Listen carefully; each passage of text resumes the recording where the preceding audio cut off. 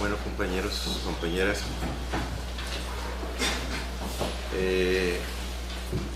vamos a iniciar esta sesión teniendo hoy como invitado al doctor Rogelio Ramírez de la O, a quien nos es muy grato recibirlo en esta su universidad, en esta su facultad. Él es egresado de esta facultad de Economía, tiene doctorado en la Universidad de Cambridge y ha sido consultor y es consultor internacional de empresas. Asimismo, como ustedes posiblemente lo han sabido, fue el ex asesor del candidato López Obrador. En esta ocasión él aceptó, y le agradezco mucho que lo haya hecho, la invitación que le hicimos a participar en este seminario, que es el quinto ciclo que tenemos del mismo, y nos va a hacer favor de hacer una presentación sobre 3 temas de política económica, los cuales los va a abordar él mismo. Gracias. Muchas gracias. Muchas gracias, buenos días. Voy a tratar de ser ágil y me voy a auxiliar inevitablemente, ¿verdad?, para poder comprimir el mensaje de algunas gráficas y para dejarles alguna visión que les ayude en la memoria para recordar ciertos temas que estoy seguro que van a ser de interés para ustedes. Vamos a comenzar. Los 3 temas que quiero presentarles, y cada uno va a ser una presentación muy breve, porque no hay tiempo para más, ¿verdad? Hay un desacoplamiento global. Esto quiere decir que a partir de varios años atrás, pero ahora es muy claro, que los países se han separado unos de otros en sus trayectorias, no solamente de crecimiento, sino de exploración de cómo resolver problemas. La etapa previa a este desacoplamiento es una etapa que dura quizás 30 años de convergencia, en donde se suponía que la economía global nos hacía crecientemente converger con las economías avanzadas y crecientemente adoptar soluciones a problemas que estaban en un molde general. Esto duró 30 años, parece que comenzó a finales de los 70 con la llegada de Margaret Thatcher al gobierno inglés y después de Ronald Reagan. Entonces, a partir de ahí surge una especie de síntesis intelectual de cómo conducir las políticas macroeconómicas y cómo concebir la regulación, la intervención del Estado. Concluido este periodo, que en realidad los periodos nunca se concluyen, sino que simplemente van dando entrada a una nueva etapa, lo que estamos viendo hoy es un desacoplamiento. Las economías ya no son capaces de superar sus problemas a partir de esa síntesis de hace 30 años. El segundo tema es México no crece, a pesar de reformas, varias de las cuales están inspiradas en este catálogo de modelos intelectuales económicos que se creó en estos 30 años, o que se cimentó en esos 30 años, porque en realidad estaba creado en varias fases antes. El tercer tema es la reforma fiscal, que hoy es un tema interesante. No voy a ahondar mucho en ese, pero sí lo quiero usar como un ejemplo de la falta de un modelo original propio de México para gestionar nuestra política fiscal. Vamos a entrar. Desacoplamiento global. Aquí tenemos este mapa global. Es en abril del 2013, el Fondo Monetario Internacional. Este documento, que les recomiendo que lo consulten, está disponible en internet, gratuito, que se llama Panorama Económico Global. En abril del 2003, el FMI esperaba que el mundo, después de la crisis 2008, 2009, 2010, etcétera, creciera a 3 velocidades. Entonces, hasta arriba y con letra con color azul son los países emergentes como motor, creciendo 6%. Después, en intermedio, está Norteamérica con bajo crecimiento, esos son los amarillos, que es Canadá, Estados Unidos, algo de Europa, y Europa sin crecimiento. Dentro de los emergentes hay 2 ligas, la liga azul fuerte, que es China, Asia, y la liga azul claro, que es entre los cuales está México, que estaría creciendo entre 2 y 4% según el FMI en abril. En octubre, ni siquiera pasa un año y el FMI cambia. Esto ilustra lo desafiante de los problemas económicos para el análisis establecido. Entonces cambia y dice los países emergentes solo crecerán 4.5 y además hay problemas en China, India, Brasil, Sudáfrica. Para México, el crecimiento que tenía proyectado el FMI lo revisó de 3.4 para 2013 a 1.2. Y para 2014 lo bajó de 3.4 a 3. Estados Unidos está creciendo y de él depende en gran medida el crecimiento global. Esta es una verdad de Aquilo. Estados Unidos se suponía que cuando iba a entrar en una recuperación de crecimiento muy modesto, porque después de su gran crisis, como ustedes saben, Estados Unidos acumuló deudas muy altas.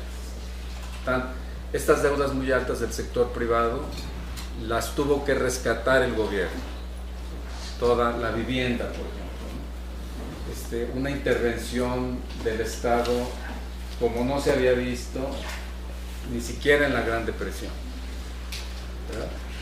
Tanto el gobierno aumentó gasto a base de deuda, como la Reserva Federal, el Banco Central, proveyó crédito sin sustento, con el objeto de mantener tasas de interés en el piso. En teoría keynesiana, la tasa de interés es el instrumento clásico para mantener barato el crédito y con eso facilitar la inversión. Entonces aquí, por eso es que se habló de un resurgimiento de Keynes, porque el Fed se refirió exactamente a ese remedio. Bueno, pero el hecho de que Estados Unidos entrara pues en un crecimiento muy modesto, porque está muy endeudado y no puede mantener estos niveles de endeudamiento, entonces tiene que empezar a recoger tanto el excesivo gasto público que dio como el Fed la provisión monetaria. Y esto implica, bueno, con que no hayamos caído en depresión está bien, pero ahorita vamos a crecer 2% en lugar de lo que hacíamos 4%. Entonces ahí, para los países emergentes como China, Brasil, México, India, surgió la historia de que estos países podían crecer por sí mismos, ¿sí? Porque tenían mercado interno y porque estaban muy ordenada su política macroeconómica, en general estaban conocidos en el mercado internacional como países que tenían un buen desempeño de disciplina fiscal, entonces, y baja inflación. Entonces, si tienen todo esto, mientras Estados Unidos está ahí medio dormido, pues que crezca. Y lo que hoy estamos viendo es que no fueron capaces de hacer. Bueno, esto es muy revelador, porque entonces implica qué pasa con los modelos estratégicos de estos países que no logran crecer. Europa crecerá en 2014 1%, el tono general del FMI es cautela con cierto pesimismo. Bueno, aquí hay un ejemplo de cómo dependemos de la Reserva Federal, no solamente México, sino muchos países emergentes. Y aquí tenemos varias monedas: el real brasileño, la rupia de la India, la lira de Turquía, etc. En principios de mayo de 2013, el Fed estaba diciendo: pues yo estoy haciendo compras de valores mensualmente por 85 mil millones de dólares, con lo cual mantengo la tasa de interés deprimida. Porque si ustedes compran los valores, quiere decir que el valor de esos certificados, o sea, lo que está comprando el Fed son bonos del Tesoro y bonos hipotecarios que están en el mercado. ¿Sí? Entonces alguien tiene esos bonos y el Fed es un comprador. Tiene un programa muy agresivo de compra. ¿Para qué? Pues para darle valor a esos bonos. Así, de sencillo. Al darle valor a los bonos, entonces la tasa de interés que tiene que pagar ese bono es muy baja. El bono de 10 años, por ejemplo, de Estados Unidos paga 2.6%. En mayo estaba pagando 1.7%. Entonces ahí ven, el peso mexicano está en 12.1%. El Fed anunció en mayo, en la tercera semana de mayo, que ya comenzaría a reducir las compras. Sí, y diciendo, además, lo voy a comenzar a hacer, lo voy a hacer muy gradual, pero con el puro anuncio de que lo haría, sin empezar a hacerlo todavía, vean cómo el peso se fue de 12.1 a 13.4. ¿Sí? Y el real y todas las monedas se fueron para arriba.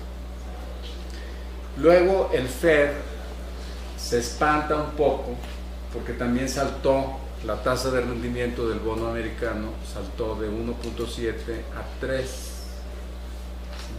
O sea, el tenedor de esos bonos está diciendo: el Fed va a salir, entonces vendo el bono, el que lo está comprando paga menos, y el cálculo del valor del bono a precio de mercado resulta que es un rendimiento de 3% en lugar de ser un rendimiento de 1.7 como era anteriormente.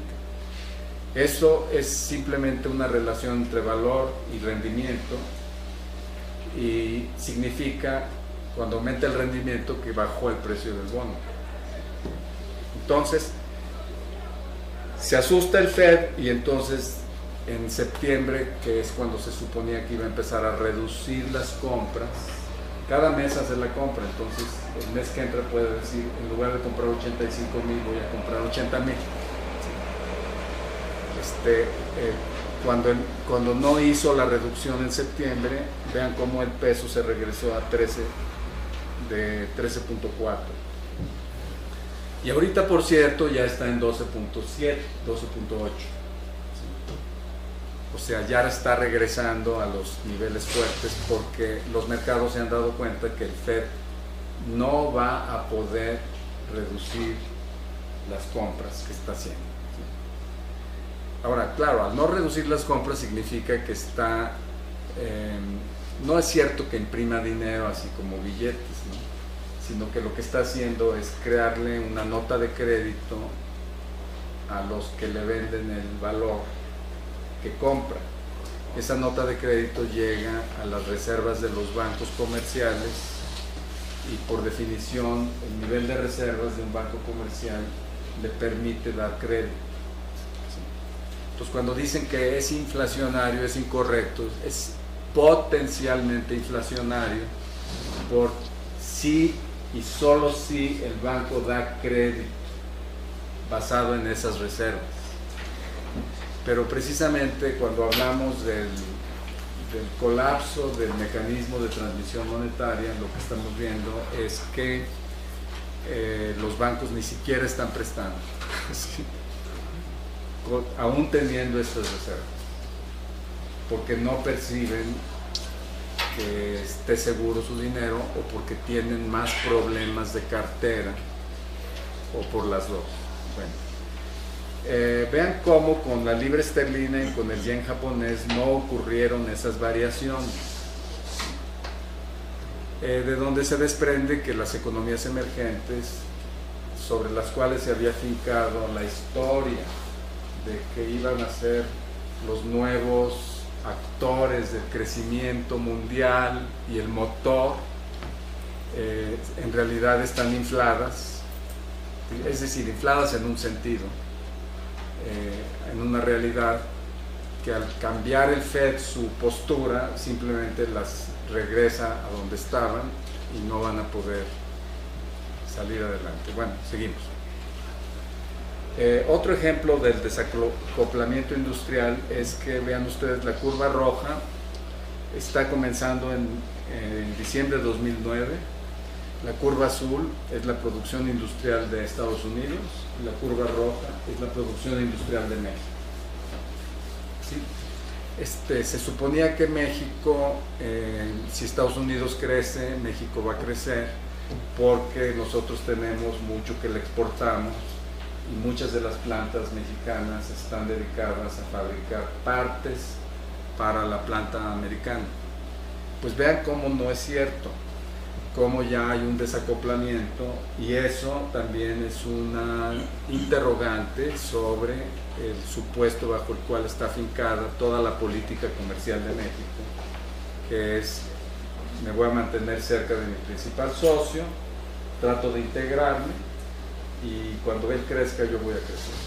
Bueno, me voy a apurar, México no crece,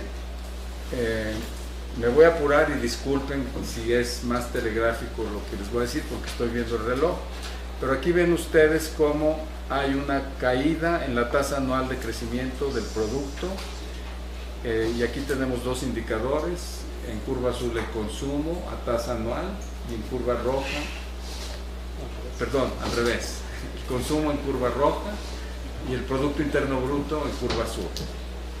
Y vean cómo vienen cayéndose, en realidad desde 2011, y es tendencia, esto es tendencia, no es, aquí parece como que son pequeños saltos, pero en realidad es tendencia porque vean cómo el repunte después de la caída de 2011 es 2012, y eso tiene que ver, bueno, con el cierre de sexenio y mucho gasto electoral y mucho impulso de gasto público precisamente para mantener una buena tasa de crecimiento.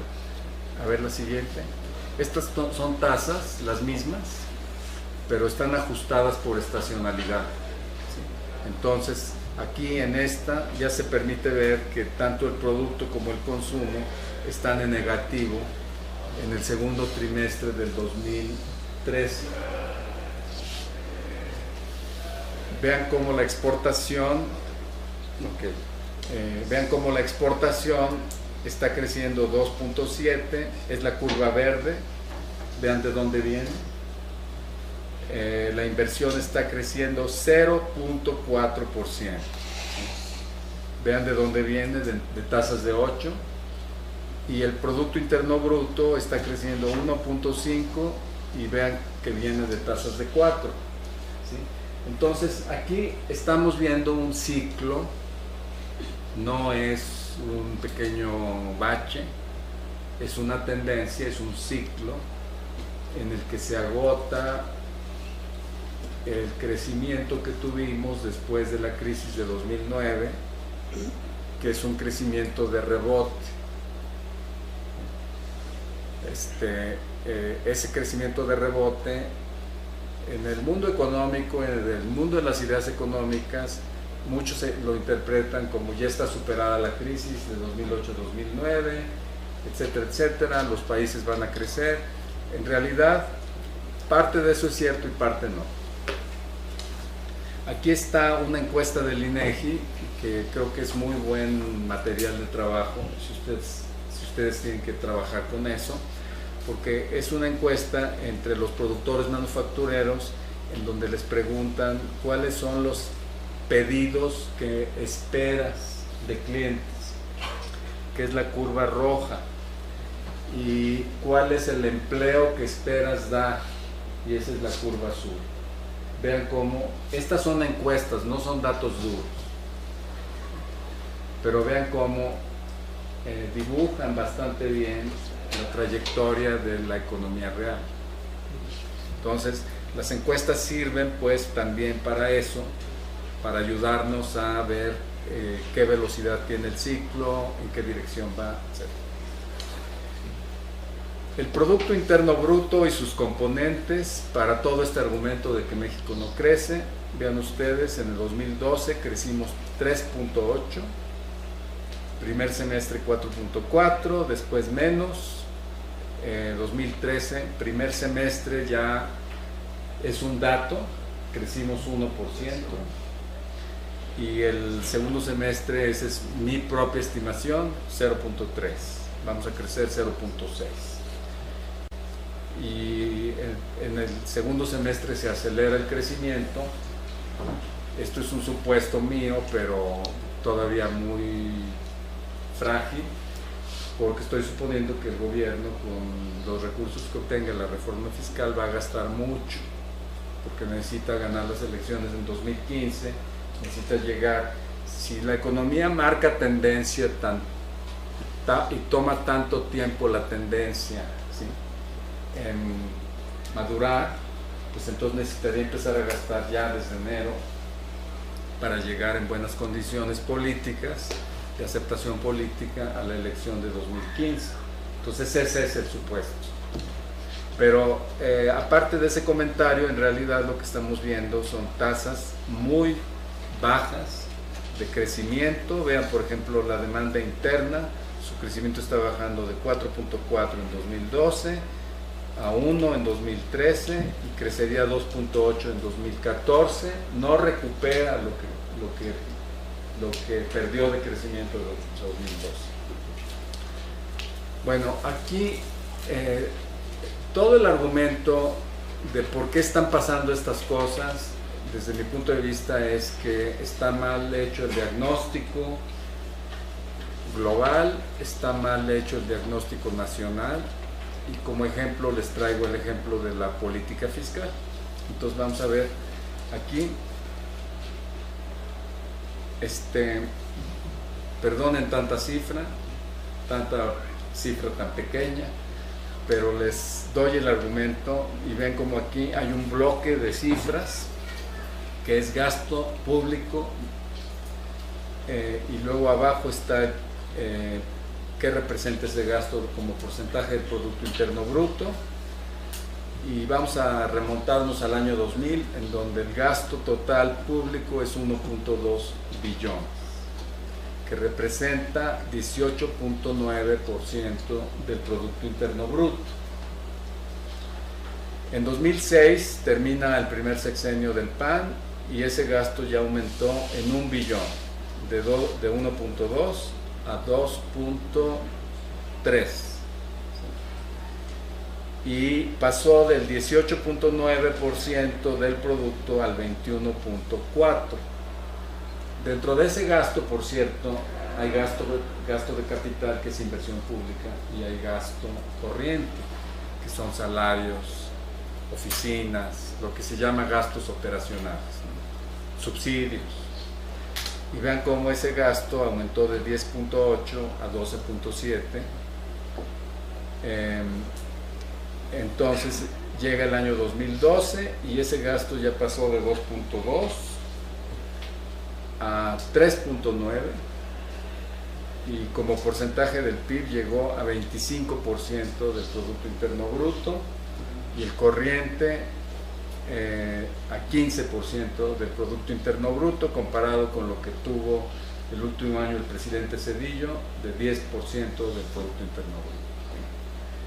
Entonces, bueno, para cualquiera que ve estas cifras y que investigue un poco más cuáles son los renglones de gasto, en qué se gasta, quién lo gasta, cómo lo gasta, pues es inevitable una primera conclusión. O sea, ¿para qué quieres reforma fiscal si el gasto está fuera de control? O sea, ¿para qué quieres cobrar más impuestos si tu gasto está mandando la participación del gobierno dentro de la economía arriba, en 4 puntos porcentuales del Producto Interno Bruto, que es una cifra muy fuerte. Cuando el FMI entra a hacer programas de ajuste de economías que están sobreendeudadas, típicamente es un ajuste en el que tienen que bajar el gasto 2% del PIB, 2,5% del PIB.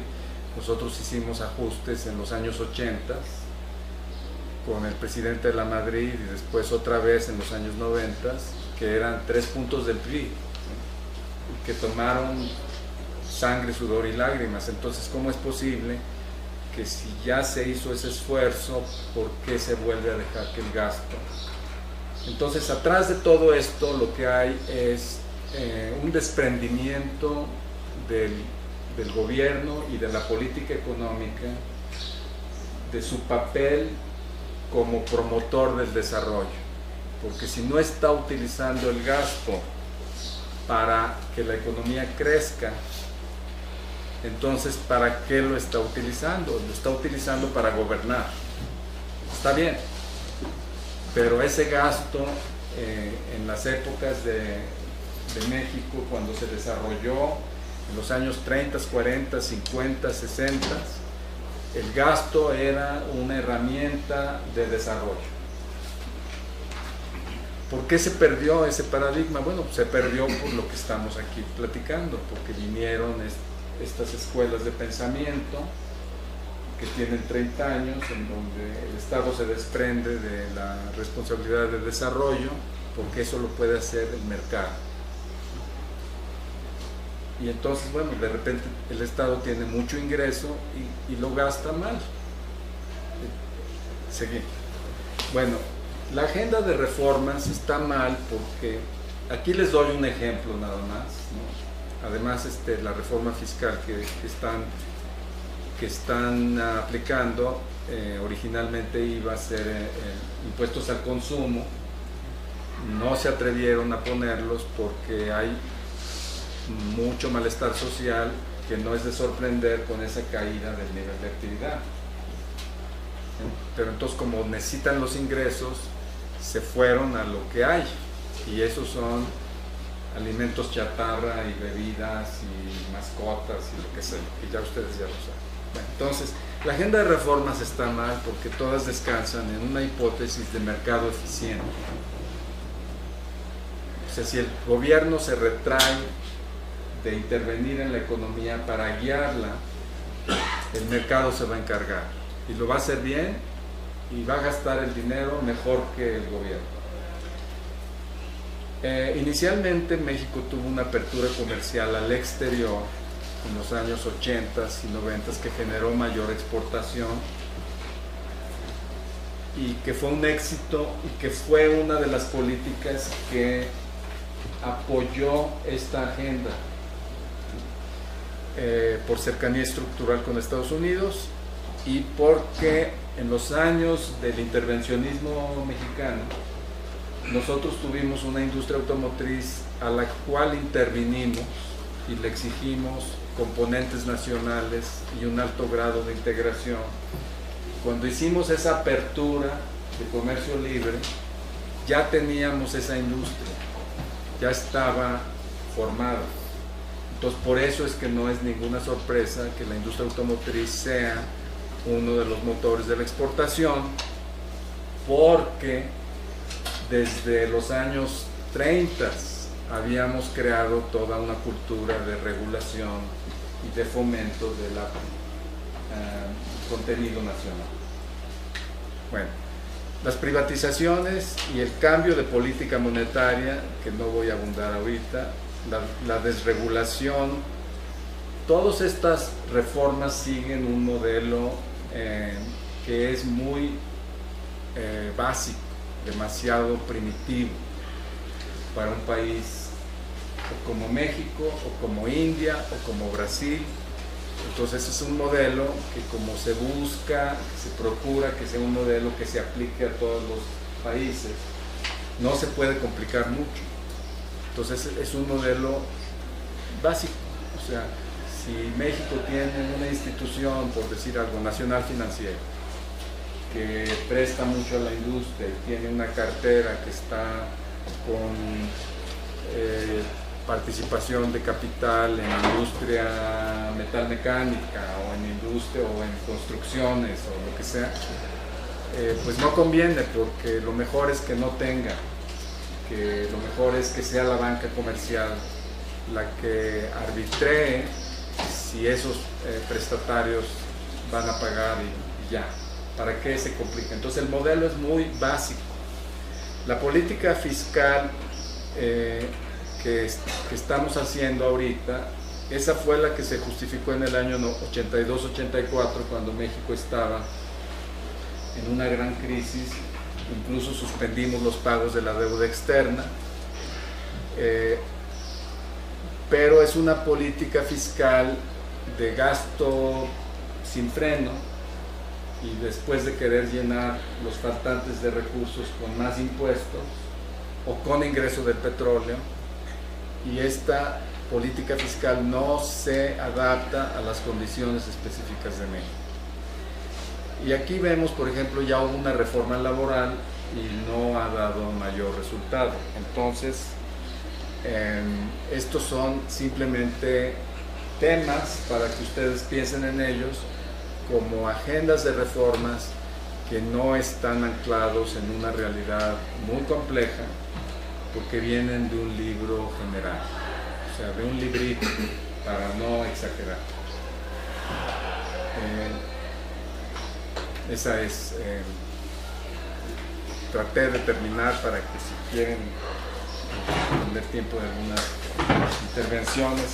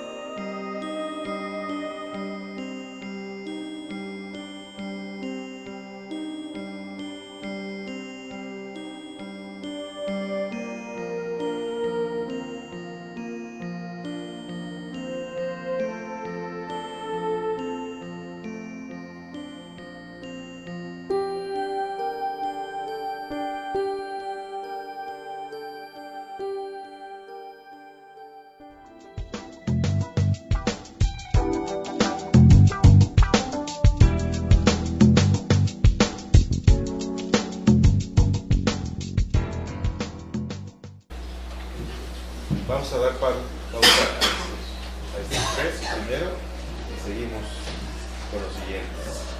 Jorge, por favor. Sí, gracias, doctor. Yo tenía, como todos, yo creo que hay muchos cuestionamientos sobre por qué no crece la economía en México, y de esto se trata durante años. Pero en particular, ya con la experiencia que has tenido, ¿cuáles serían entonces los mecanismos que se deberían utilizar en un gobierno con las condiciones que tiene México, para que sí pudiéramos aspirar a un crecimiento por lo menos entre el 3 y el 5% de manera sostenida? Y la otra cosa es que debe ir de la mano. Mencionaste lo del gasto, que se gasta mucho más en gasto corriente. ¿En qué se debería gastar para impulsar entonces el desarrollo en México? Gracias. Javier. Bueno, gracias, muy rápido. Dentro de lo que estaba notando, por ejemplo, es que el gobierno no tiene un plan de desarrollo, porque pareciera que está esperando los últimos 4 años para que comience a crecer un poco la economía. Parece que ahorita estamos como de muertito, no se está haciendo nada. Pareciera que estuviera esperando nada más los últimos años para que comience a crecer un poco la economía, precisamente para que al final, cuando sean las elecciones, pueda ganar.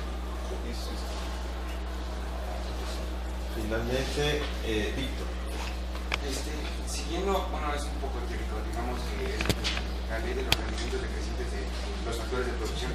En México se aplica bueno, siendo más concreto, necesitamos un cambio de productividad basado en capital, en inversión, en tecnología, o realmente necesitamos el cambio en mano de obra o en estas reformas estructurales que están viendo ahora. Bueno, la pregunta por qué no crecemos y a partir de esto que les presenté, cuáles serían los argumentos sobre los cuales se puede proponer una salida, está ligada con la falta de proyecto de crecimiento a largo plazo. Nosotros vamos a crecer a partir de un proyecto. El proyecto que hemos seguido es un proyecto que viene de atrás 30 años, que era integrarnos con Estados Unidos. Por eso comencé esta presentación con el argumento del desacoplamiento, porque fue el proyecto.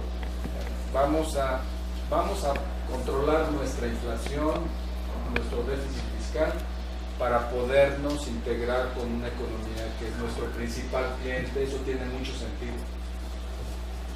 Y en realidad en la primera etapa de esa integración nos fue bien. Los años dorados de ese proyecto fueron los años del presidente Zedillo. El producto creció 5.3%. Entonces había un proyecto de largo plazo que era, vamos a integrarnos, aquí está el cliente, somos el segundo país después de Canadá de tener con ellos un acuerdo de libre comercio. Como tenemos mano de obra más barata, pues va a ser fácil producir aquí, que se venga la industria americana y de aquí se ensamblan los productos y se van. Y ese era el modelo. Todos los modelos tienen su validez en el tiempo y tienen su validez en un grado de argumento. Entonces nos fue bien, pero se empezó a descomponer cuando Estados Unidos empezó a firmar más acuerdos de libre comercio, principalmente con China. Bueno, no lo firmó, pero accedió a que China entrara a la Organización Mundial de Comercio. Ese momento y anticipar esos momentos es básico para quien está como estratega de la política pública que está ligada a un proyecto. Quien estaba ahí al frente del gobierno era Vicente Fox. Ni cuenta se dio que la inclusión de China es como si ustedes meten a una ballena a una alberca, se va a salir todo el agua, es demasiado grande. Entonces empezamos a decrecer. Ahora persistimos en el proyecto y vienen las crisis. Es más, ni la economía americana pudo con la inclusión de China, en parte por eso es la crisis de 2008. Entonces estalla la crisis y persistimos en el modelo. O sea, no hay un cuestionamiento, y en parte no hay un cuestionamiento porque las escuelas de economía, no me refiero a esta ni a otras, nada más en general el pensamiento económico está mal, está anquilosado. Entonces no son capaces de decir, mira, estos modelos no van a funcionar en esta realidad, pues hay que dar un viraje. Y este es el asunto de la falta de proyecto, y vamos a crecer al 3.5 en el margen de este proyecto, en el margen, pero no de manera sostenible. Los temas de productividad y dónde asignar la inversión son muy importantes a nivel más micro y a nivel, si ustedes quieren, sectorial. Si ustedes están pensando en una estrategia para el campo, por ejemplo, en el campo sería muy oportuno elevar la productividad, es factible con más enfoque de ciertas políticas. Pero el tema global es que no hay proyecto, que no está bien leída la situación global, no está bien diagnosticado, y entonces estamos persistiendo en un proyecto que solo en el margen nos va a dar 3.5%.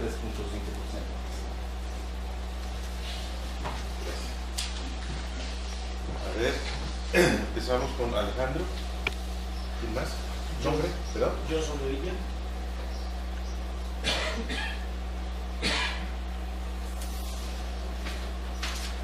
A ver, Alejandro. A ver, me interesa un poco comentar y platicar sobre esta cuestión del desacoplamiento.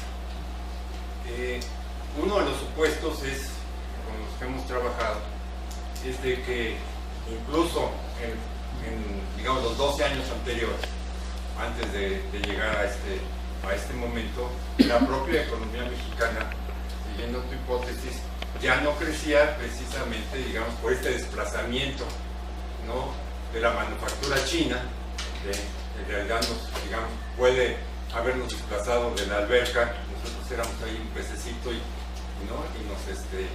nos botaron fuera de la alberca. Pero ese presupuesto no pareciera tan cierto para economías como la de India, Brasil mismo, ¿sí?, China, ¿sí?, pero donde, según tus propios planteamientos, hoy también estarían, digamos, a otro nivel, manifestando problemas semejantes al de la economía mexicana, ¿no?, a un grado de desacoplamiento con la propia industria norteamericana y una debilidad frente a la política monetaria de la Fed en cada momento. Tú nos mostraste, ¿no? Entonces, si en efecto nuestro modelo de integración en la economía norteamericana sufrió, ¿no?, siguiendo la hipótesis, una ruptura en el año 2000 y por desgracia para nosotros fue el momento de un cambio, ¿sí?, de gobierno con toda la inexperiencia que esto tuvo y que simplemente continuaron. No es el mismo caso de los otros países, donde mantuvieron tasas de crecimiento mucho más altas. Entonces, ¿cómo poder explicar, ¿no?, en el caso no de la economía mexicana, sino de los otros, ¿sí?, este desacoplamiento, o si no será solamente, ¿no?, un fenómeno, digamos, de corto plazo, 2, 3, 4 años, que cuando la economía norteamericana se recupere y la europea jalada por Alemania también logre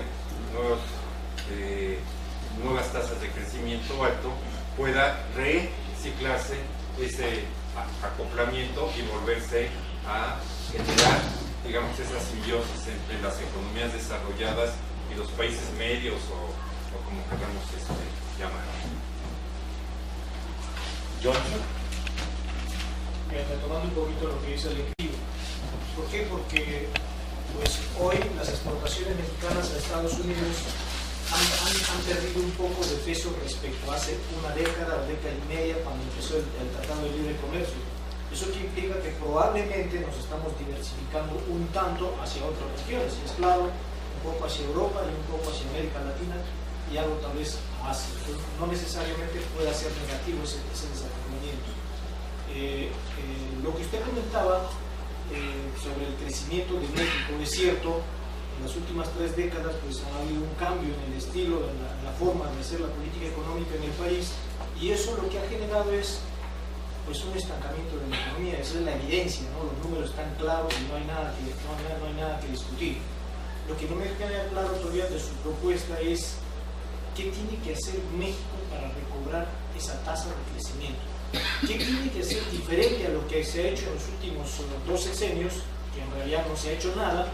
Porque yo creo, y coincido perfectamente con usted, creo que el último presidente que hizo cosas importantes, que no nos guste, es Salinas de Gortari. Hizo cambios estructurales importantes y generó, como usted muy apropiadamente lo dice, y es un término que lo voy a tomar, generó crecimiento en el margen, ¿no? Es decir, impulsa la economía con tratados de libre comercio, con otras políticas monetarias, con autonomía del Banco Central, etc., y generas impulso económico, pero momentáneo, no es de largo plazo.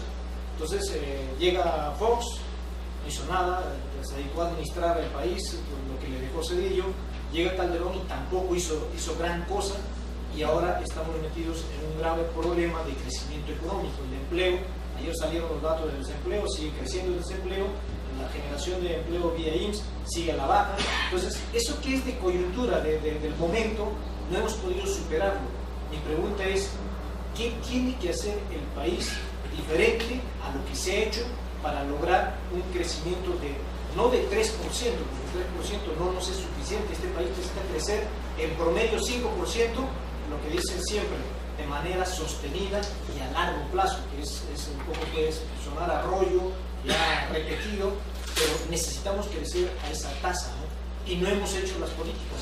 Si usted fuera, digamos, si Andrés Manuel fuera el presidente y usted fuera el secretario de Hacienda, ¿qué diferente, así específico, haría para que este país logre crecer?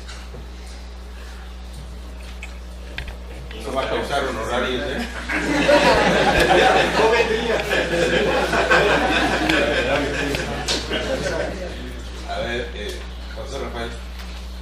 Gracias, Aurelio. O sea, mi comentario sería acerca de si pudieras explicar un poco, y va junto con la mano de los comentarios de John y de Alejandro. Afirmas en una de tus planes que la reforma fiscal dará un mayor debilidad. En un shot ahí que está. Y parte de esa aceleración dice que el gasto está fuera de control, ¿no? Y establece esta tabla de gasto corriente. Y en tu discurso nos dices que habrá que meterles más en la promoción económica para fortalecer el mercado interno, dado que partimos de la hipótesis incorrecta en la actualidad de que el mercado es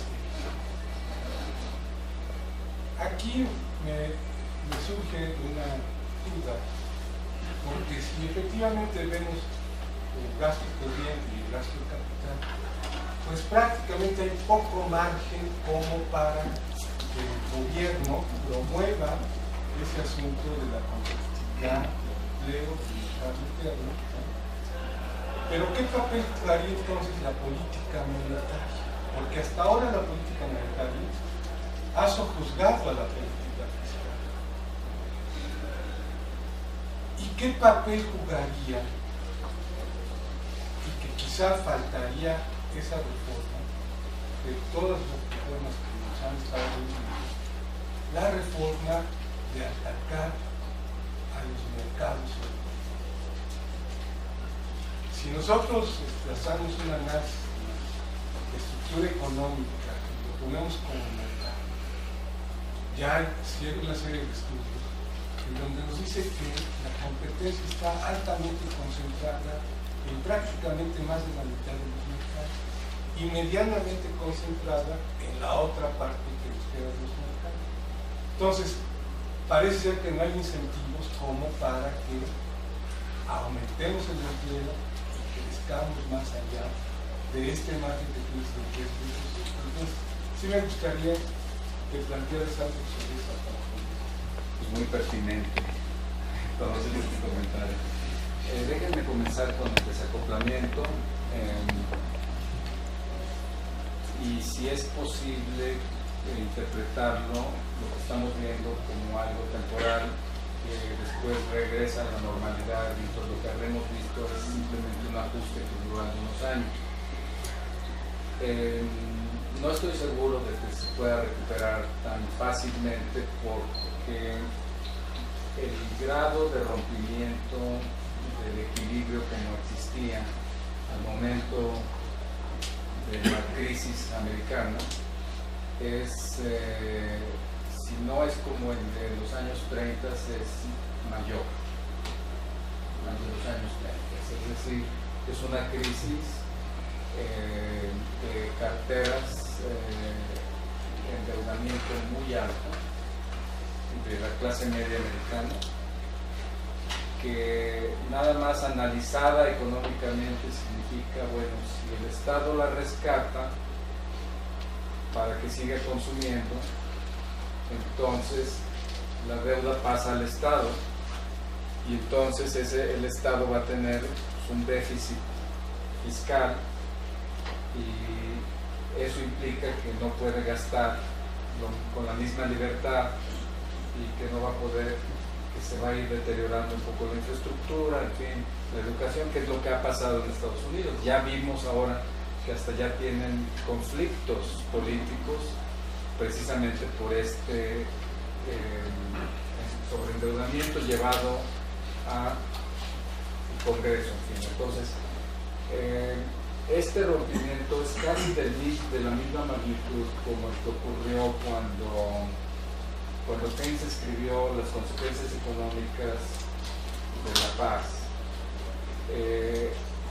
Fue la conclusión de la Primera Guerra Mundial y fue tal rompimiento del equilibrio anterior que pues no era posible para Alemania pagar las deudas con exportaciones. Ahí nació un tema que estudiaron varias, que fue el problema de la transferencia. Entonces, es demasiado grande lo que ocurrió en 2008-2009 como para que se corrija en unos cuantos años. Esto toma correcciones quizás de 20 años. Ahora, cuando decimos eso, quiere decir que entonces va a influir en el pensamiento económico resurgente. Porque, ¿cómo interpretan ustedes el partido del té en Estados Unidos? No es una ocurrencia. Esto es una clase media y media baja americana en el sur, con sus tradiciones que son muy conservadoras, que ha perdido empleo y nivel de vida. Exactamente lo que crea el sentimiento proteccionista y orilla a los congresos, a los tomadores políticos de decisión, a enfocarse más en los intereses domésticos que en los intereses globales. Y por eso el desacoplamiento. Porque ya no tenemos en Estados Unidos la potencia que le dijo a China con toda sonrisa: sí, ven por favor, súmate a la OMC y expórtale tus productos. No, ya no es eso. Estados Unidos está buscando su propia energía, le está yendo bien, tiene un programa compra americano y está yendo bien, y por eso es que no nos va, aunque crezca, no nos va a dar la misma multiplicación en la actividad nuestra. India, Brasil, China son más tardíos que México en su integración. Entonces, como todo madura, el que va más adelante en su grado de apertura y en su grado de integración con la economía que se está corrigiendo, pues es el que va a sufrir más. El que va detrás, pues también va a sufrir, pero por eso es que no se ve tan grave el problema en esos países, porque son más recientes sus procesos de apertura y de integración. Y estamos hablando de 15 años, 20 años, en los que Brasil, México lleva 10 años mínimo Brasil, en su grado de apertura, de cambio de políticas, cambio de política monetaria, en fin, paradigma fiscal, etc. Entonces, el desacoplamiento es bueno, no ni malo ni bueno, simplemente es un desacoplamiento que contiene un mensaje económico para el pensamiento económico y para la política económica. ¿Qué significa? Bueno, significa que ya no puedo depender de este país, porque este país está produciendo su propia energía, comprando americano, siendo más proteccionista, con un partido del té que me está negando la reforma migratoria, que no son suficientes señales para darnos cuenta que tenemos que ocuparnos nosotros también de nuestros propios intereses. Y vamos a estar entonces en el nuevo tono. Pero si seguimos haciendo política económica como si pensáramos que esto del partido del T es una aberración, no hay problema, y seguimos firmando cosas de libre comercio y seguimos abriendo nuestros sectores a la competencia externa, pues entonces vamos a seguir padeciendo en un mundo global que no nos da suficiente oxígeno para crecer a las tasas que antes crecíamos. Entonces, aquí anoté, bueno, si hay una contradicción entre el gasto y la promoción económica, no. Cuando hablamos de promoción económica, lo que decimos es que el gobierno tiene que ver su papel como gobierno en el proyecto de desarrollo económico.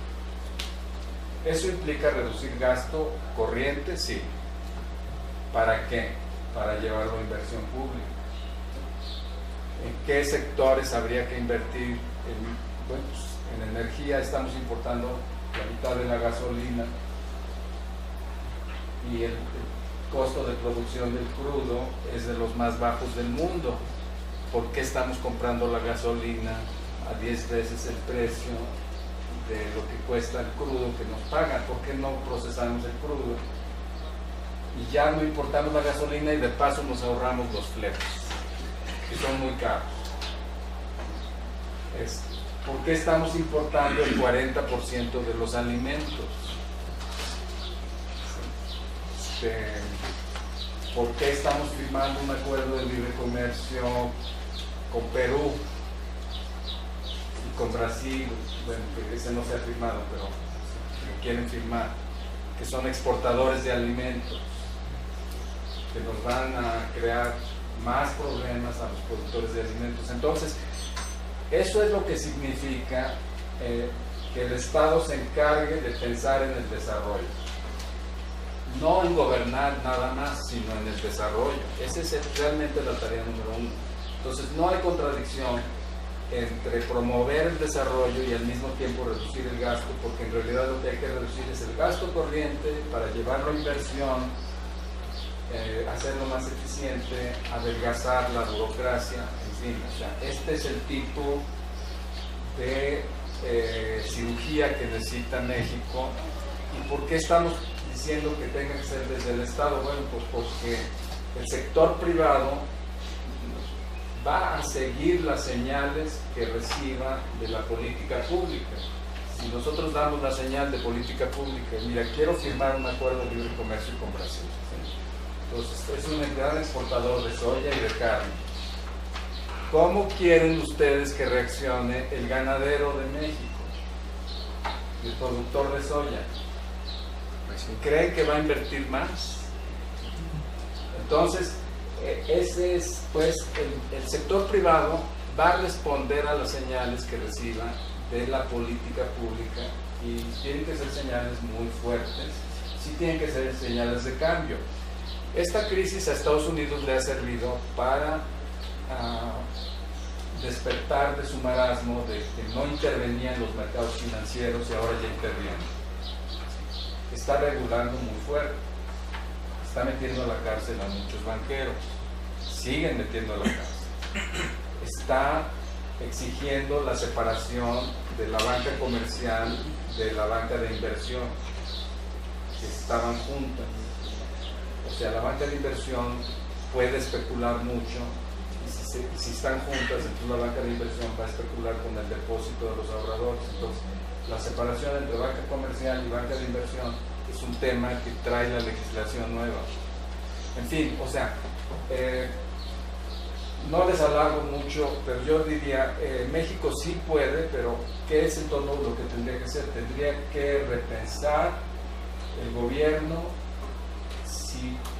en romper con el modelo de que voy a continuar con la agenda de reformas, incluyendo el acuerdo de libre comercio con Perú. Ahora van a firmar uno con Panamá, no sé exactamente qué valor tenga ese, pero en fin,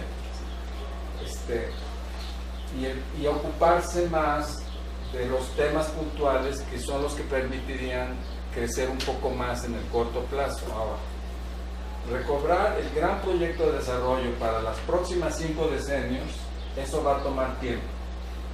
Lo urgente ahorita es recuperar la tasa de crecimiento para quitarle la presión social de empleo, para entonces reformular una agenda que tenga el consenso nacional de desarrollo. Esos consensos no vienen solos, esos consensos vienen a partir de que hay un cambio político y ese cambio político tiene suficiente apoyo y entonces propone frente a una situación de crisis.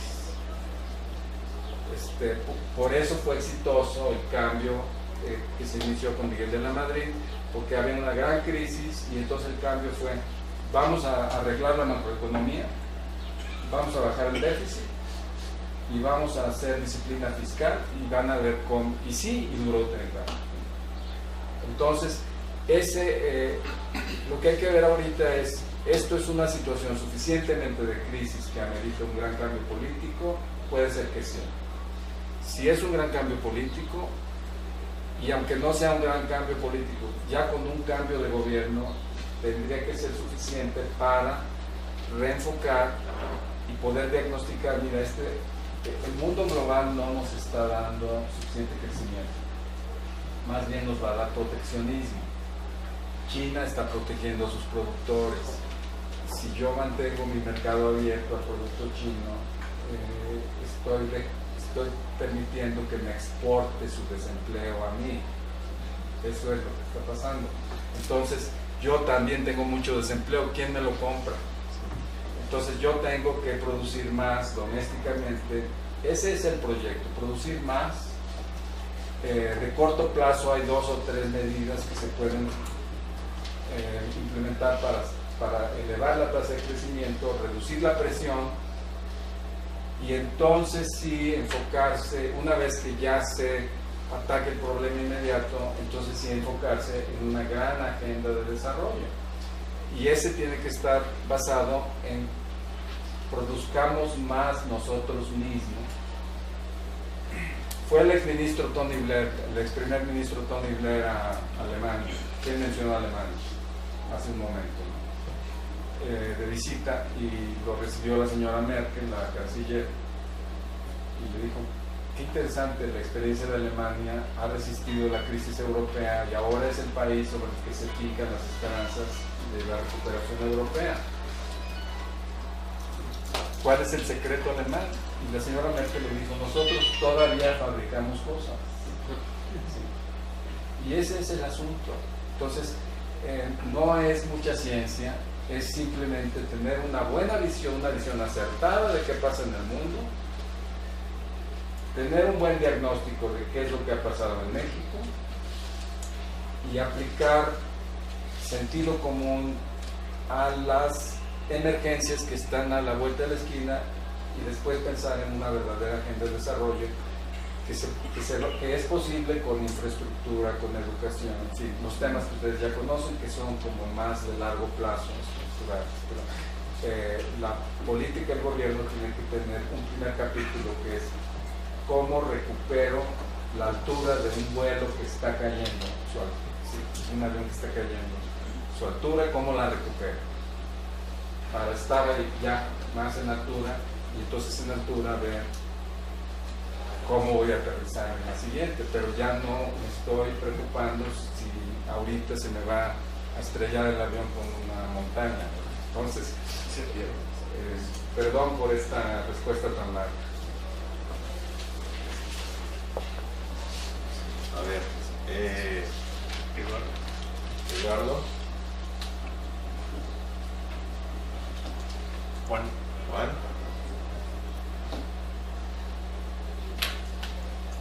Iván, perdón. Iván. Empezamos, Eduardo. Yo creo que yo le llamaría más que acoplamiento, dependencia. Que si yo fuera a Alemania y vendiera partes alemanas a Estados Unidos y estuviéramos acoplados nuestras economías para producir y comprar, tendríamos un mercado, yo le llamaría acoplamiento. Lo de nosotros es dependencia, nosotros no producimos, vienen a producir y dependemos, lo que producimos de lo que ellos quieran fabricar aquí. Entonces es una dependencia y un acoplamiento, y eso es muy grave porque por eso nos está pasando lo que nos está pasando. Además, tenemos otra confusión muy grande en las políticas, que estamos procurando el crecimiento y no el desarrollo. Es decir, el crecimiento yo lo puedo lograr como se puede lograr. Si ahorita vendo la cervecería Modelo, entra mucho dinero y luego presumimos que entró mucha inversión extranjera este año, pero lo que decimos es que no entró la inversión, simplemente cambió de dueño y esa empresa simplemente se volvió extranjera. Entonces eso no es, ese crecimiento se puede lograr. El desarrollo es que realmente logremos nosotros la política que se tenía anteriormente, que es, como usted decía, desde los 30, los 40, los 50, todavía Echevarría trató de hacer algo. Es decir, ¿qué vamos a desarrollar, a producir nacionalmente? Productos nacionales para poderlos comerciar finalmente cuando nos abramos, porque si nos abrimos para que vengan a fabricar no hemos abierto nada, hemos abierto un local para rentar, no una producción. Y otra cosa que se perdió mucho fue la empresa pública. Yo creo que la empresa pública, no nada más por ser pública es importante, no es tenerla por tenerla. Yo creo que es un complemento importante cuando la empresa privada no invierte. Lo que tenemos que ver es qué es lo que debemos producir, y si le damos la oportunidad a la empresa privada que lo haga, qué bueno, pero si no lo hace, lo tenemos que producir de todas maneras. Y nosotros, en vez de recurrir a la empresa pública cuando la empresa privada nacional no lo hace, entonces recurrimos a la empresa privada extranjera. Entonces, a lo peor todavía, de que lo haga una empresa privada nacional, me parece excelente. Si no lo hace y lo haga una empresa pública, sería una alternativa, e inclusive simultáneamente. Pero si lo hace una empresa extranjera, privada, lo que estamos creando nuevamente dependencia, lo que nos está pasando, que tiene que venir a hacer lo que nosotros no hicimos en público y privado. Y por último, el ejemplo que usted ponía es un ejemplo clásico de esto. Pemex la dividen en 4 divisiones distintas, y lo que hacen es querer simular la rentabilidad de una de ellas para tener el pretexto de exportar un patrimonio que es el petróleo crudo. Y se dice que no es rentable venderle al precio de producción a Pemex Refinación, porque sería muy rentable vender el crudo a precio internacional. Lo que resulta es que vendemos el crudo a precio internacional y compramos, como usted dijo acertadamente, la gasolina a precio internacional, cuando podíamos haber producido gasolina con precio de producción nuestra y no tendríamos necesidad, sería muy barata la gasolina aquí porque estaríamos tomando ese precio. Pero con el pretexto de dar rentabilidad con uno de ellos, estamos haciendo una aberración muy grande, que es, en vez de dar valor agregado, vender el crudo porque supuestamente es lo que nos va a generar. Esas 4 observaciones. Bueno, yo estoy de acuerdo en lo de dependencia, simplemente no estaba enfocado en ese tema como tal, pero a nivel global hay, entre las economías avanzadas no dependientes una de otra, hay desacoplamiento entre ellas, a nivel global. Entonces, vean, no se pusieron de acuerdo en cómo regular los mercados financieros. Si hubiera acoplamiento, se hubieran puesto de acuerdo. Entonces, ya hubo un acuerdo de que los europeos van a respetar la regulación americana y los americanos van a respetar la regulación europea, pero no es la misma regulación. Entonces hay desacoplamiento entre las economías avanzadas. Crecimiento y desarrollo, de acuerdo, son 2 temas diferentes, pero para desarrollarnos necesitamos crecer. O sea, ahorita, ¿qué es más urgente? ¿Comer o ir al cine? Comer. Entonces yo ahorita lo que necesito es comer. Necesito crecer y ya después sí tengo que recuperar una agenda de desarrollo, pero incluso esa agenda va a requerir pues de un momento más favorable políticamente, y la falta de crecimiento no nos está dando esa oportunidad, nos está generando presión política, tenemos manifestaciones, tenemos violencia. Entonces necesitamos cierta altura para poder enfocar una agenda de crecimiento a largo plazo.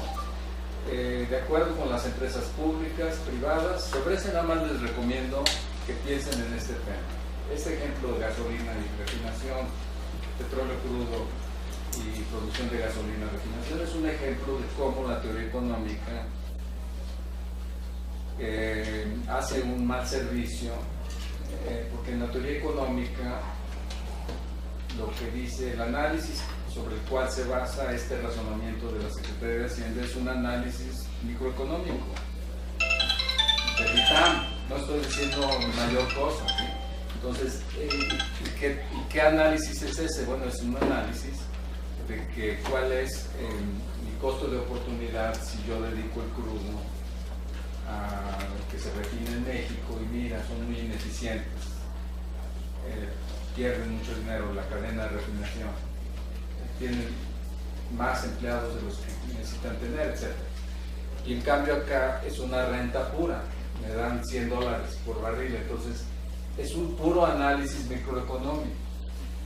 Ese análisis microeconómico, incluso a nivel microeconómico, se tiene que extender a un análisis de economía de escala que no está en ese razonamiento. O sea, si ustedes tienen el control de los dos procesos, producción de crudo y refinación, pueden tener un modelo bien razonado microeconómico en donde la economía de escala le permite a Pemex darse el lujo de entregarle el crudo a refinación a nivel muy bajo de precio para que refinación maximice, y la utilidad a lo mejor ya no va a venir del crudo, pero va a venir de la gasolina, ¿sí? O bien se pueden dar el lujo de bajar el precio de la gasolina si hay consideraciones ambientales, etcétera, etcétera, etcétera, si quieren bajar ese precio, que era como antes estaba. Entonces, lo que les digo es, estos modelos de economía tienen que tener más atención, y para eso se requiere pues un buen análisis. O sea, hay que pasar tiempo, hay que invertir tiempo en analizar más la microeconomía para precisamente poder razonar y proponer soluciones microeconómicos a problemas reales.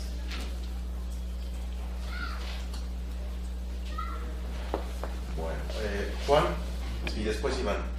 Sí, gracias. Voy a enfocar a la parte del, especialmente el gasto público, partiendo de la Planeación Nacional del Desarrollo.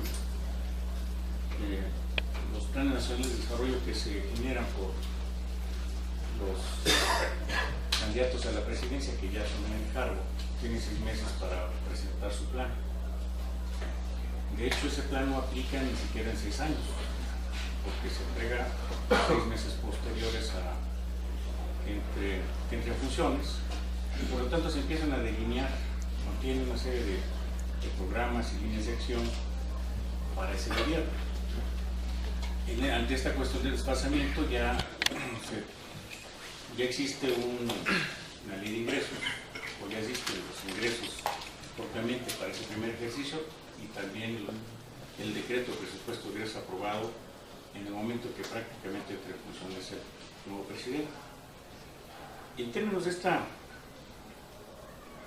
esta planeación nacional, que conlleva forzosamente la parte de ingreso-gasto, ¿qué efectos, me quiero enfocar esta parte de este Plan Nacional de Desarrollo que acaba de presentar este presidente, qué efectos traería como consecuencia el gasto público aprobado, y en razón de que ya existen los lineamientos normativos para la aprobación de todos estos actos en términos incluso de las políticas públicas a ejercer? ¿Qué efectos nos podríamos esperar, o qué podríamos esperar como sociedad, para no hablar del pasado, con respecto? Solamente quería fijar un punto. En el caso de Miguel de la Madrid, llegando a una cuestión de crisis, define un Plan Nacional de Desarrollo que lo apoya en algunos programas, en algunos pactos. Se delinean las cuestiones de la apertura comercial, que pues se da prácticamente una cuestión normativa hasta Salinas de Gortari, y ya ahorita con esta cuestión de plenitud de la apertura comercial, ¿qué efectos ahorita en términos de este pacto por México y este Plan Nacional de Desarrollo esperaríamos? Bueno, mi pregunta es, entonces, en dado de desarrollar nuevas políticas, ¿a qué plazo lo tenemos que considerar primero? ¿Sería pertinente empezar a realizar políticas a mediano, a largo, a corto? Porque se ha hablado mucho de que se está buscando la estabilidad y se está planteando la estabilidad como meta cuando es un instrumento. Entonces, sí sería miedo a qué tendría que hacer México, empezar a pensar a largo plazo porque esta vez no la vamos a armar, o hacer algo rápido y cuando tengamos relativamente una estabilidad razonable empezar a pensar a mediano, no sé, esa es mi idea en general. ¿A qué nivel tenemos que empezar a pensar para empezarnos a desarrollar? Bueno,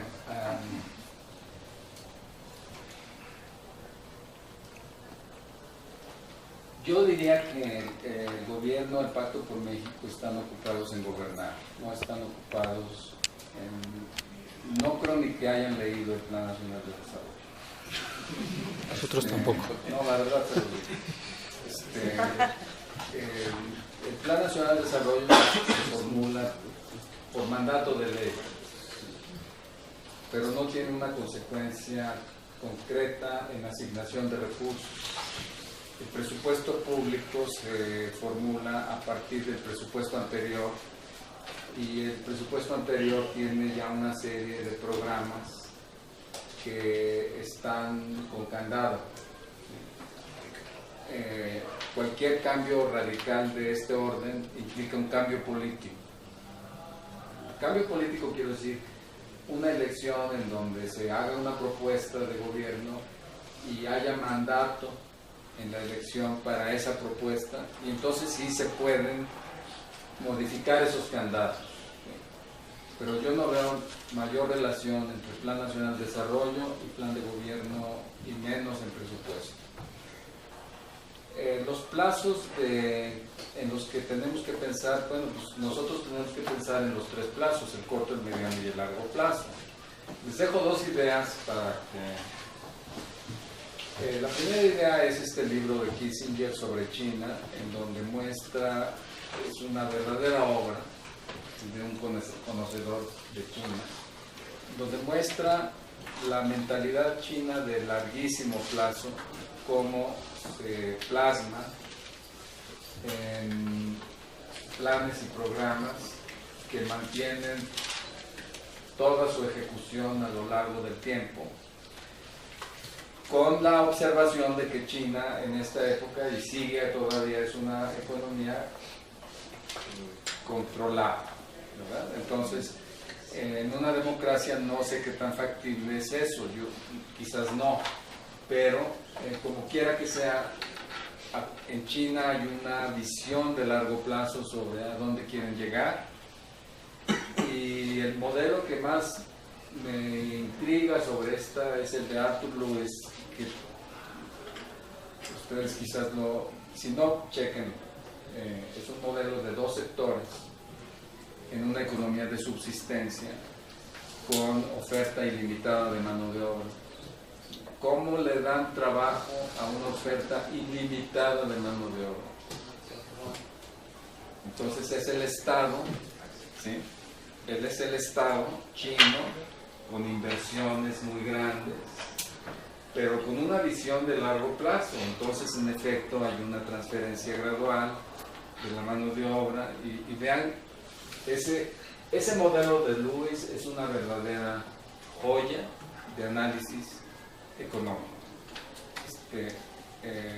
Debería de ser lectura obligada en un curso de desarrollo. Bueno, entonces, hay que pensar en los tres plazos. O sea, el plazo inmediato es obligado simplemente porque tenemos obligaciones ya inmediatas. O sea, tenemos que tener un mínimo nivel de empleo, tenemos que mantener la recaudación, tenemos que mantener la economía andando, y cualquier desaceleración que dura tanto tiempo como estas que les muestro han durado, pues nos tiene que preocupar, y por eso es el enfoque en el corto plazo. A ver, en corto plazo, ¿qué es lo que se puede hacer? Pero sí tiene que estar en un marco de a dónde queremos llegar nosotros. Olvídense como gobierno, como generación de mexicanos, qué es el proyecto que realmente esta generación de mexicanos puede apoyar políticamente. ¿Cuál es ese proyecto? ¿Es un proyecto de libre mercado, de seguirle por donde va, o es un proyecto de un cambio y en qué grado? Entonces esas son las preguntas que hay que hacerse cuando estemos pensando en estos temas de desarrollo.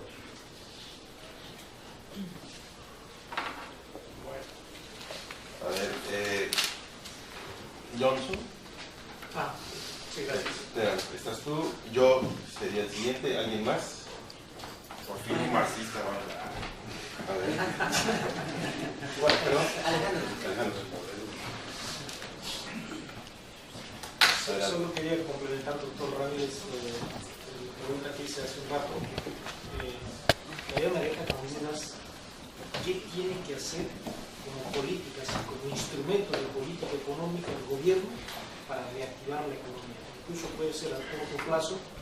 Y usted comentaba de que el gasto público ya ha crecido mucho en el país. El gasto público es bastante bajo, ¿no? Si nos comparamos en una vista dinámica con nuestro pasado, pues el gasto público es bastante bajo comparado con los 60, 70, 80. Y si nos comparamos transversal contra Europa, contra cualquier otro país del mundo, pues tenemos un gasto público muy bajo, ¿no? Yo pienso, no sé si usted está de acuerdo con esto, yo pienso que el gobierno sí tiene que gastar mucho más de lo que gasta hoy. El tema, el kit del asunto es cómo va a financiar. Este país ha sido un fracaso en política fiscal, al menos recaudatoria, desde los años 80. En las lecturas yo veo que desde los años 80 se propone la reforma fiscal para aumentar o elevar el ingreso del sector público. Y hoy, 2013, estamos apenas discutiendo una reforma fiscal que nunca fue reforma fiscal, es una reforma recaudatoria. Entonces, ahí vendrían mis dos preguntas. ¿Por qué el gasto público es elevado? ¿Y qué tiene que hacer para crecer la economía? Sí. Bueno, a ver, tengo una pregunta. Yo creo que este gobierno, por lo menos, yo le cayó el 20 de que hay que hacer algo diferente de lo que se viene haciendo.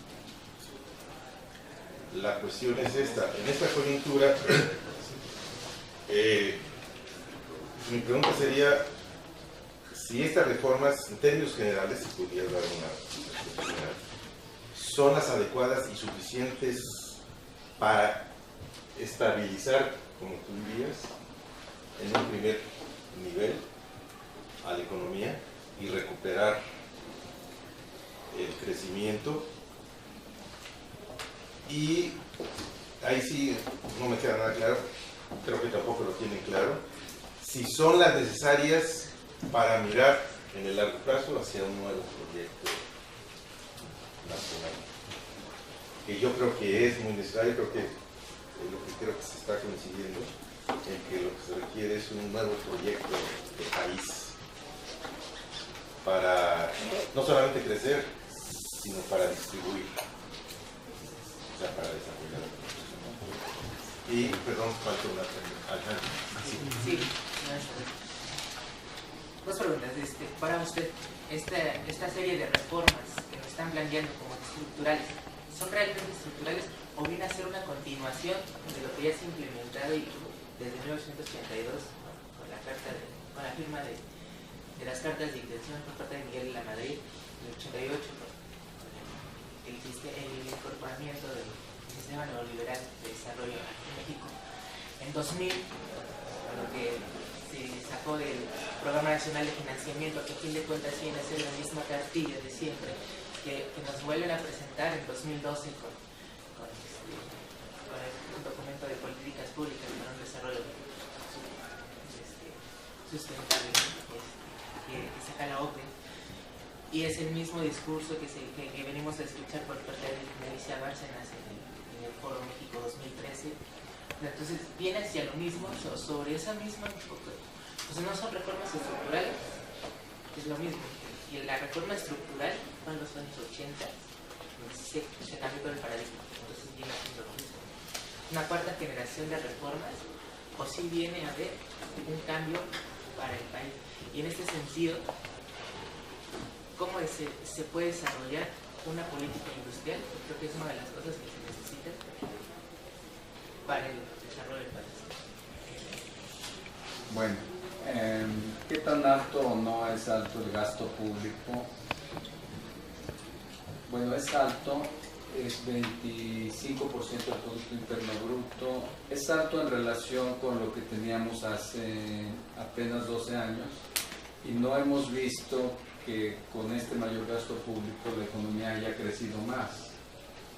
Al mismo tiempo ese gasto está financiado con un recurso no renovable en una tercera parte y pues entonces el nivel de gasto público que comento que es alto y que está fuera de control no es porque sea alto comparado con otros periodos de desarrollo, sino porque es alto para lo que estamos haciendo. En efecto, el gasto era más alto en otros periodos de México, pero nada más recordemos que en otros periodos de México Nafinsa era una banca de desarrollo que tenía financiamiento establecido a 100 empresas. Conasupo intervenía en el mercado de granos, ordenaba el mercado. Hoy, ¿qué pasa en lugar de Conasupo? El pequeño productor es víctima de las grandes empresas que ponen el precio del grano. Y entonces, ese nivel de gasto de los años 60, 70 tenía también un componente de infraestructura muy fuerte que ahora no se está cumpliendo. Y bueno, en Pemex se invertía en serio. ¿Sí? Pemex era una empresa internacionalmente respetada y respetable, pues todavía con José López Portillo. ¿Sí? Entonces hoy pues se le califica casi como chatarra. Entonces cuando hablamos de niveles de gasto hay que tomar en cuenta qué es lo que está detrás del gasto. Pero en general lo que estamos aquí viendo más bien es una trayectoria de gasto que no tiene una correspondencia con una trayectoria de crecimiento del PIB. Y en la gráfica que les mostré está el crecimiento del PIB en el periodo 2000-2012, que no les hice hincapié en eso, pero está el crecimiento del PIB nominal, me parece 136%, y el aumento de gasto es 150%. Entonces, ¿por qué está creciendo el gasto arriba del PIB? ¿Por qué el PIB no crece más si el gasto está creciendo? Entonces, es un gasto que está desligado de su consecuencia de crecimiento. Entonces, en ese sentido, es un gasto alto, porque ese mismo, estoy refiriéndome que el que está alto es el gasto corriente, porque ese mismo gasto corriente, si se reduce un porcentaje fuerte, ese gasto se puede dedicar a desarrollo, a infraestructura, a refinerías, a financiar el campo, a ordenar los mercados de granos, en fin. O sea, también hay que ser cuidadoso y por eso es que se requiere un verdadero proyecto, porque este nuevo proyecto tiene que definir en qué sí y en qué no. Ya nosotros no estamos en esa discusión de que en qué sí y en qué no, simplemente estamos en una discusión de que cómo obtengo más recursos porque estoy teniendo estos faltantes para mi proyecto de gasto. Y ahí viene la segunda pregunta, que es, ¿es esta agenda de reformas la adecuada para México? Por definición no puede ser.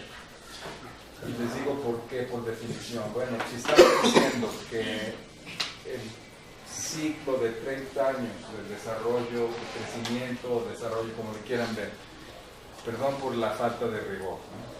Pero el ciclo de 30 años, de los finales de 70 a esta fecha o más de 30 años, si estamos diciendo que ese ciclo no nos dio crecimiento nos dio apertura.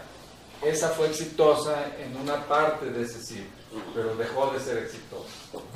Ya ahorita ya no es un motor para nosotros. La apertura, continuar linealmente ya no nos da crecimiento. Entonces, es por definición, porque si en ese ciclo, esta agenda de reforma se gestó en ese ciclo, bajo la lógica de ese ciclo, bajo el razonamiento, bajo la filosofía de ese ciclo, pues ¿cómo puede ser la agenda si estamos diciendo que hay que darle un viraje fuerte a la economía? Tiene que ser otra agenda. O quizás las mismas reformas, pero otras. Todas son estructurales, porque estas reformas que se hicieron en los años 70 fueron estructurales, en el sentido de que,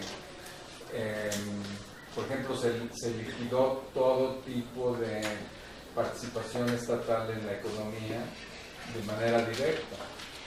Política industrial. El secretario de Industria y Comercio del presidente Salinas dijo: la mejor política industrial es ninguna política industrial. Bueno, ese es un cambio estructural. Llevado a sus consecuencias, ese es un cambio estructural. O sea, en la FINSA ya no me inviertes en industria de bienes de capital, ya no me inviertes en astilleros, ya no me inviertes. Nosotros hasta empezábamos a producir aviones. Brasil tiene aviones. ¿Sí? Entonces, bueno, ese es un cambio estructural. Entonces, estas reformas sí son estructurales porque sí cambian las estructuras. El asunto es que no son ya más las reformas que en esta nueva constelación nos sirven para crecer, para desarrollarnos, para dar empleo, etc. Y tan es así que incluso la reforma migratoria era una consecuencia natural de que nosotros no podíamos dar empleo. O sea, nosotros decidimos abrir el sector agrícola sabiendo que nuestro socio con el que le vamos a abrir el sector agrícola subsidia la agricultura, y que es una agricultura extensísima, de gran escala, productora de grano. Y entonces nosotros abrimos, y entonces, ¿qué pasó? Empezamos a expulsar mano de obra del sector. Entonces, la reforma migratoria era una consecuencia lógica. Cuando Fox dijo: yo quiero exportar enfermeras y jardineros, tenía razón. O sea, la economía está abierta, entonces pierdo empleo, entonces necesito que encuentren en Estados Unidos. Dámelo, Estados Unidos, socio, dame esa reforma. Bueno, ya no se la dieron. Eso lo que nos dice es: Estados Unidos ya está en otra agenda. Ya está en otra agenda. No es, Estados Unidos no quiere nuestra dependencia como gobierno. Yo no sé si las empresas dicen: bueno, pues sí, me gusta esa empresa del Grupo Modelo, sí, pero Estados Unidos ya no quiere nuestra dependencia. Eso es lo que nos tiene que caer el 20, de que no es ese el tipo de reforma que nos va a resolver nuestro problema, no solamente a largo plazo, desarrollo de largo plazo, sino el de mediano y el de corto. Y entonces, ¿cuál debería de ser? Bueno, número uno, recuperar la agenda para nuestro propio interés. Entonces, revisar toda esta agenda de reformas, la tenemos que reformular. O sea, se requiere una reforma laboral. ¿Para qué hacemos una reforma laboral? Para formalizar el subempleo. No, ya sé que hay subempleo, ¿para qué hago la reforma laboral? Nada más voy a desproteger más. Con la reforma laboral desprotejo al que está empleado bien. Que son muy pocos, sí, son muy pocos, pero están bien empleados, su empleo está protegido hasta cierto punto. Entonces, ¿para qué reformo eso? Entonces, las agendas tienen que reformularse ya con esta nueva visión de que yo quiero recuperar como país mi capacidad de crecimiento, no autárquica, no se trata de eso, pero sí independiente de lo que esté pasando en otras economías, porque yo tengo mis propios intereses, tengo mis propios recursos, tengo mi talento, tengo necesidad, entonces yo tengo que utilizar mis propios recursos para producir mis propios bienes y tratar de, en ese margen, mantener mis compromisos internacionales. Entonces ese es el proyecto. Entonces el proyecto tampoco es un cambio, no se puede hacer un cambio de cambiar. Este es como un transatlántico, como el Titanic, o sea, no se puede. Si vio el iceberg que estaba ahí, ya no pudo ya no pudo girar, no se puede girar tan rápido, ¿verdad? Entonces, pero sí tiene que haber un giro, que al cabo del giro que va a tomar, son las reformas de los 70 tardaron 10, 15 años, es más, no se han acabado. O sea, ahorita quieren hacer todavía la energética, 30 años ya dentro de la agenda. También hay que, toma tiempo hacer todas las reformas, no debería de tomar 30 años, pero sí tiene que ser un plazo de que no se puede cambiar tan rápido en un sistema capitalista, tan rápido las reglas, porque entonces se va a producir otro tipo de crisis, de tipo de credibilidad de política, falta de señales, en fin, falta de garantías, etcétera, que no se trata de eso. No se trata de hacer una revolución para cambiar el modelo económico, se trata de introducir los primeros cambios ya con una nueva visión. Y son esos cambios, vamos a ver qué agendas nos sirven, vamos a reformularlas para nuestro propio interés, cuáles son las más urgentes, energía, por la oportunidad que tenemos nada más de vender el 50% de gasolina. ¿Cuánto es? 50 mil millones de dólares. Perfecto, los vendo. Esto me tiene que dar un rendimiento, me tiene que dar un mercado, me da... ¿Es atractivo? Sí. Entonces hago esto. ¿Qué más? El campo. ¿Por qué? Porque estoy importando el 35% de alimentos. Bueno, sí. Entonces, ¿qué necesito? Bueno, necesito dar garantías, mejorar los precios, necesito intervenir en el mercado para ordenar, ¿sí? No para proteger a los pequeños de los grandes, sino para ordenar los mercados, para que los procesos de especulación no destruyan al pequeño y el grande nada más esté especulando. Entonces necesito entrar al mercado. ¿Qué más necesito? Bueno, necesito que la banca preste. Entonces ahí se necesita, esta reforma financiera sí va algo en esa dirección, pero no es suficiente, porque no es un cambio de visión para los intereses de México, es un cambio dentro de la secuencia que ya existe. Entonces esos son los cambios inmediatos que hay que hacer, como hay que hacerlos, como el Estado tiene que intervenir más, tiene que invertir más, entonces necesita ese gasto que está desperdiciado hoy en gasto corriente para llevarlo al gasto de inversión, para no endeudarse. ¿Se puede? Sí. Entonces, ¿para qué me endeudo si se puede? Bueno, entonces, ahora si ya lo empiezo a hacer y necesito tomar deuda, tomo deuda. Está baja, como dijiste, ¿no? Entonces, no es un tema de nivel absoluto de gasto, sino es un tema de asignación. Bueno, vamos a dar una última sesión de preguntas, si alguien está interesado.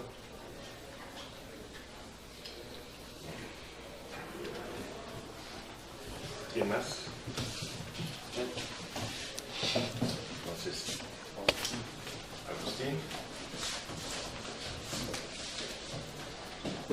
Oscar. Y ahí cerramos.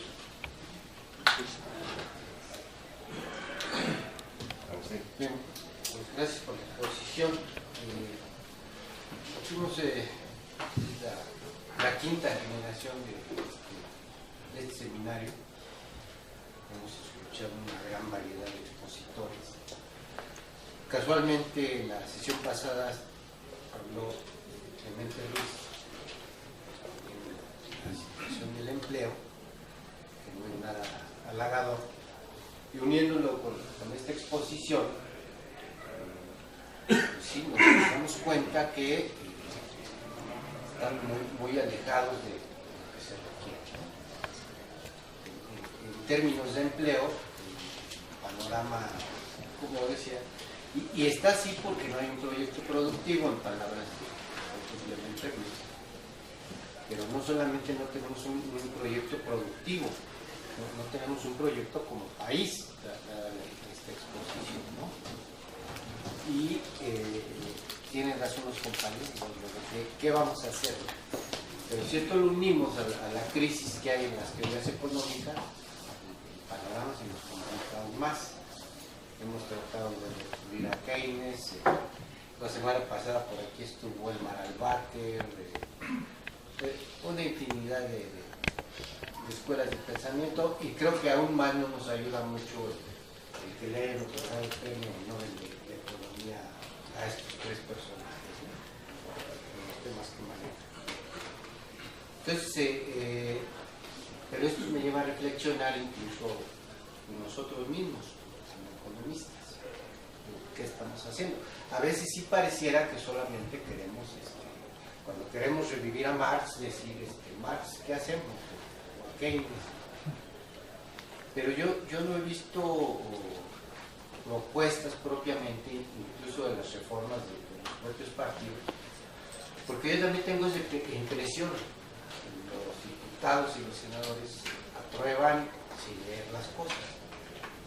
Hace falta tener este debate, este diagnóstico, etc. Y aún más creo que se complica todo con las propias leyes que nosotros hemos ido o que se han ido aprobando. Decimos del gasto, pero ahorita que ya se aprueba todo el presupuesto, después para gastarlo hay muchas trabas. El gobierno quiere comprar, pues tiene que recurrir a la ley de adquisiciones, etc. Y aún más el panorama se antoja todavía más difícil con Ingrid y lo que acaba de pasar, que tendremos que recuperar ahí algo de infraestructura. El asunto es, las instituciones que tenemos también nos sirven como para emprender este nuevo giro, porque sabemos de antemano que varias situaciones, el crecimiento no lo vamos a alcanzar, las reformas no son suficientes, pero en lo interno las instituciones que tenemos también nos dan como para emprender este giro. Esa sería la pregunta. Sí, bueno, en cuanto al gasto público que quieres cambiar o invertir en otro lado, ¿a quién se le quitaría o a quién se le pediría para poder invertir? Porque aparte sería decirle, y lo quiero utilizar para esto, o a quién se le quitaría. Y si solo sería al autoconsumo, como dices, de la gasolina o de la agricultura, o si sería para algo más. Pues con el panorama entiendo yo, esperar como hasta la próxima elección. Y entonces quiere decir que si estamos ahorita mal, pues cada vez con estas reformas que no están haciendo nada, vamos a terminar mucho peor. ¿Qué tan mucho peor sería esto? Bueno, yo creo que no hay que ser tan pesimistas, pero vamos a déjenme nada más ordenar aquí los dos temas.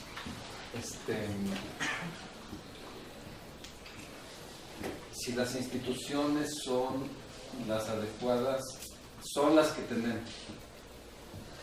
Entonces, yo creo que no es parte del análisis económico el meterse a proyectar un cambio de instituciones o la desaparición de instituciones, simplemente tiene que trabajar con las que hay. Y me recuerda dos momentos en la vida pública de México. Uno fue cuando, y se relaciona con la otra pregunta, si hay que esperar al fin a otra elección. No, Echeverría iba con un proyecto de desarrollo estabilizador que le dejó Díaz Ordaz, y entonces entró en el año 1970 en un año de muy bajo crecimiento, porque nada más creció 3.5%. Tenía que crecer 6%. La autonomía. Sí, exacto. Y entonces Echeverría creyó que era una crisis, y entonces dio un giro a mitad del gobierno, cambió el secretario de Hacienda, salió Hugo Margain, que era secretario de la vieja escuela de Hacienda, y llegó a José López Portillo como secretario de Hacienda. Entonces, es posible cambiar dentro del sexenio, hay que cambiar para bien, ¿verdad? Pero el otro cambio fue el que tuvo Miguel de la Madrid, fue un cambio en el que llegó él aplicó un programa clásico de estabilización fiscal y monetaria. Clásico, digo, es como si ahorita tomáramos una de estas reformas. Él tomó lo que estaba en el recetario y entonces quiso hacer un ajuste al déficit fiscal, que estaba muy alto, y alto endeudamiento, tasas de interés muy altas. Entonces él tomó el recetario, así como estamos hablando ahorita de esta reforma, y quiso hacer este cambio, corrección fiscal. Y vino el terremoto de 85 y después vino el desplome de precios del petróleo, y ahí tuvo que cambiar, pero abruptamente, mucho más agresivo, de desmantelamiento de empresas públicas, de entidades públicas. Ahora, las instituciones sirvieron en los dos casos, o sea, son las que están, y esas son. Ahora, algunos lo hacen a regañadientes, otros no, pero se puede hacer con las mismas instituciones. Nada más, ¿cuál es el ingrediente? Bueno, el ingrediente es el cambio que tiene que venir, pues casi en todos los casos es una combinación del exterior, pero principalmente del ejecutivo. Y es el ejecutivo el que, en condiciones de su diagnóstico, si lo ve que es apremiante, decide o no decide cambiar, o bien adoptar la fórmula cómoda del recetario que tengo aquí. Esa es la cómoda. Este gobierno está tomando el recetario y ya se está enfrentando a un problema serio, porque no le va. Esta reforma fiscal sí es contraccionista. Alguien me preguntó eso hace un momento.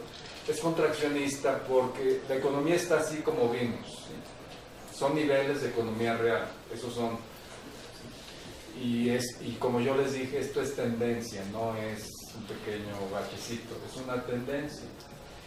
Entonces, si en ese debilitamiento económico ustedes aplican una reforma fiscal que aumenta lo que el gobierno toma del sector privado quiere decir consumidores y empresas, trabajadores, consumidores, empresas, y le quita recursos para llevarlos al gobierno, bueno, pues ese sector privado pues se va a aplanar.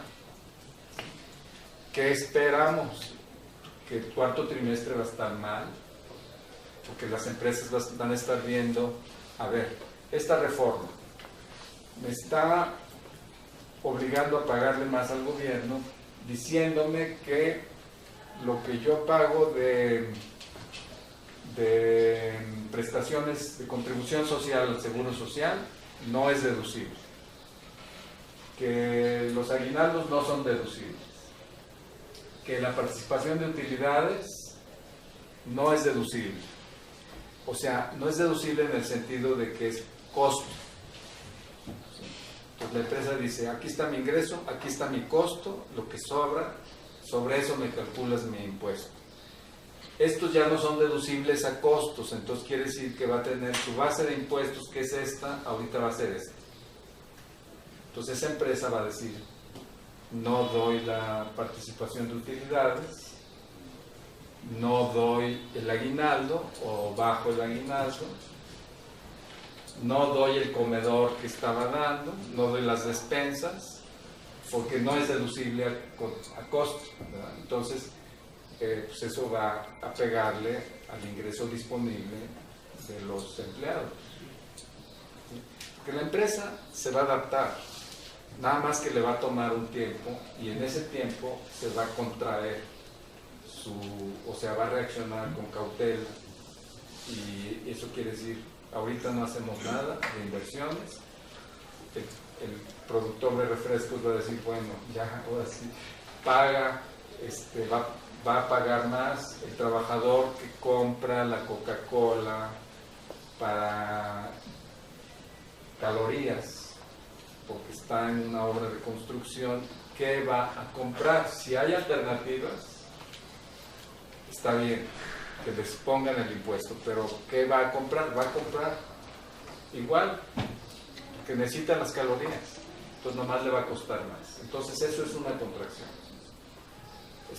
Entonces la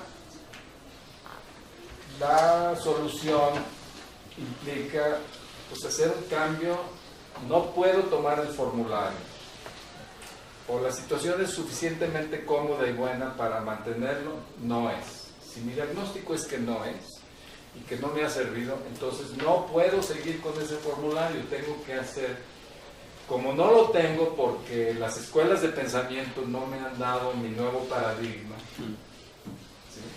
Entonces necesito 2, 3 cosas, y no hay que pensar mucho en los economistas cuando piensen en esto, porque está bien, o sea, aquí le tengo mucha envidia a Diego Alfredo porque él enseña a los clásicos, lo mejor de la economía, los clásicos, está bien. Pero ustedes van a tener que pensar como ingenieros también cuando analicen un problema de asignación de recursos, transmisión de precios, crudo, refinación, gasolina. O sea, México necesita más ingenieros. Este país lo hicieron los ingenieros, no lo hicieron los economistas. Con todo, digo, yo también soy economista, ¿no?